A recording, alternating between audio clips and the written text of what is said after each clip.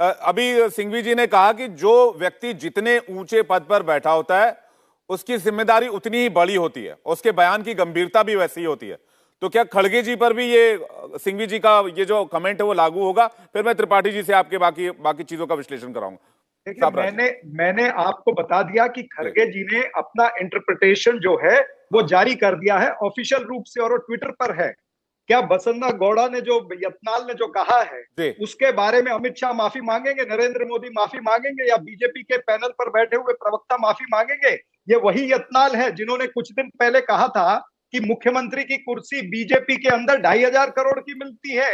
ये उनका स्टेटमेंट है। ये वही व्यक्ति है जिन्होंने खुलेआम बोमई का विरोध किया था, और इनके दूसरे मंत्री थे, लॉ मिनिस्टर थे, जिन्होंने कहा कि ये सरकार तो बस ऐसे ही चल रही है, हम तो टाइम पास कर रहे हैं। आप माफी की बात करें, वो भी इंटरप्रिटेशन की बात करते हैं। और जब आप पर बात मंत्री जो है ना, इनके मंत्री इन्हीं के खिलाफ बोल रहे हैं। मेरा कहने का तात्पर्य यह है कि भारतीय जनता पार्टी के पास कर्नाटका के लोगों के लिए कोई उत्तर नहीं है। ठीक है, इनके पास त्रिपाठी जी के पास जा रहा हूं। त्रिपाठी जी, दोनों तरफ से आरोप प्रत्यारोप हैं, डाइवर्ट करके ये ध्रुवीकरण की तरफ जाना चाहते हैं, जो हम जाने नहीं देंगे। ठीक है त्रिपाठी जी, दोनों तरफ से आरोप प्रत्यारोप हैं।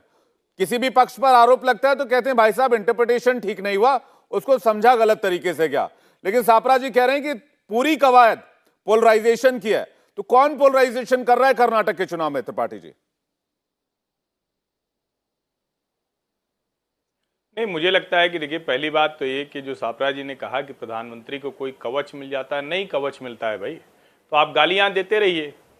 गाली देने के लिए अगर आपको किसी को लगता है कि प्रधानमंत्री को कवच नहीं मिलता तो ये तो बड़ा विचित्र और हास्यास्पद तर्क है।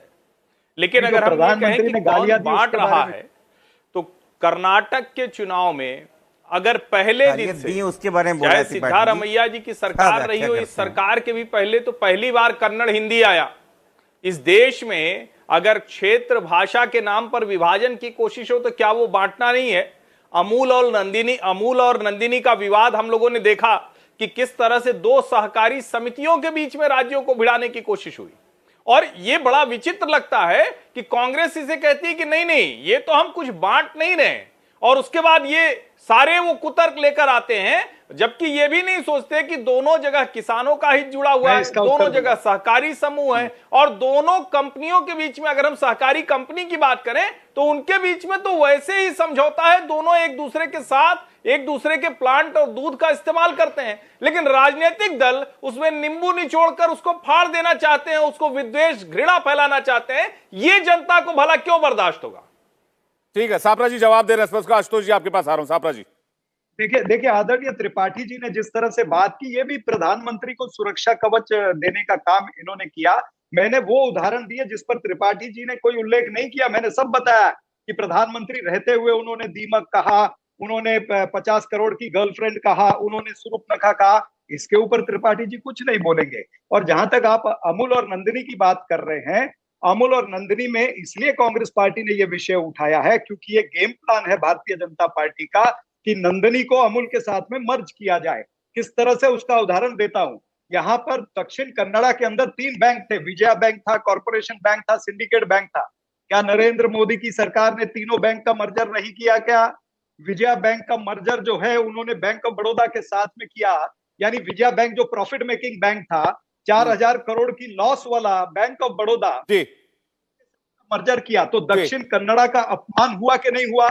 दक्षिण कन्नड़ा के लोगों की नौकरियां गई कि नहीं गई? इसी तरह से अगर नंदिनी मर्ज होगी अमूल के साथ में तो कर्नाटका के लोगों को नुकसान होगा। कर्नाटका की जो प्राइड है, आरोप यही तो है आपका कि आप यही तो आरोप है कि क्षेत्रीयता के नाम पर पोलराइजेशन कर रहे हैं। 10 सेकंड, इसी बात का इल्जाम आपके ऊपर लगा रहे हैं कि आप क्षेत्रवाद का पोलराइजेशन कर रहे हैं। बाकी आपको हम पोलराइजेशन नहीं कर रहे हैं, हम कोई दुर्घटना घटने से बचाने का प्रयास कर रहे हैं। त्रिपाठी जी कुछ कहना चाह रहे हैं, उसके बाद आशुतोष जी आ रहा हूं। Tripathi ji, Vijaya bank profit making bank था, प्रॉफिट मेकिंग बैंक। मैंने जो कहा उसको सापरा जी ने प्रमाणित कर दिया। मैं ये कह रहा हूं कि अगर देश के बैंकों के मर्जर में अगर ये देख रहे हैं कि कहां का बैंक कहां से मिल रहा है, तो ये तो बड़ा विचित्र है। इससे ज्यादा विभाजन की राजनीति क्या हो सकती है? और ये सारी की सारी सिफारिशें कोई नरेंद्र मोदी के सरकार के समय की नहीं है। ये 2 दशक पुरानी सिफारिशें हैं, जब कहा गया कि देश के राष्ट्रीयकृत बैंकों को कम कीजिए। ये जिस एजेंडे के लिए है वो एजेंडा पूरा नहीं कर पा रही है। 28 नेशनलाइज्ड बैंकों की जरूरत नहीं, उसमें भी आपको कर्नाटक और बैंक ऑफ बड़ौदा और विजया बैंक और आंध्रा बैंक दिखने लगा। ये इससे ज्यादा विभाजनकारी राजनीति क्या होगी? इंडिया टीवी हर वक्त हर जगह डाउनलोड करने के लिए सर्च करें India TV news Google play store या ऐप स्टोर पर।